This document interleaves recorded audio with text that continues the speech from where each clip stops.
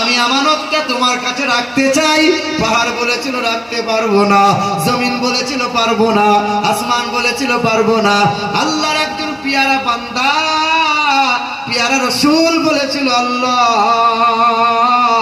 তোমার আমানত যদি আমাকে দাও আমি কোনো দিন ফেলবো না।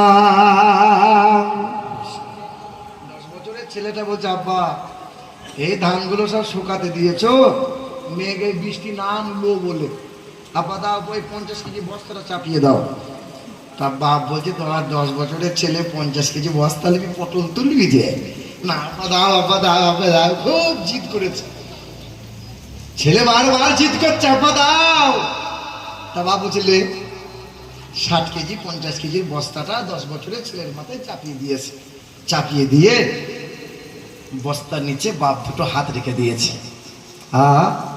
দিয়ে মাথায় করে নিয়ে ছেলে যখন বাড়িতে নামিয়েছে, ছেলে বলছে, তুমি বলে পারবো না মানে? কে নিয়ে এলো? তার বাপ বলছে, আমার হাত দুটো যদি না থাকতো না, ও কবে তোর জানাজা হয়ে যেত। কি বলছেন?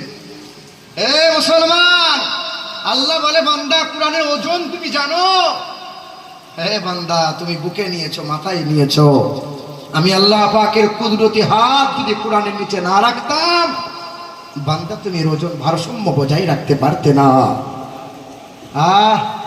কোরআন কোরআন কোরআন পড়ো, কোরআন দেখো। পৃথিবীর একটাই মাত্র কিতাব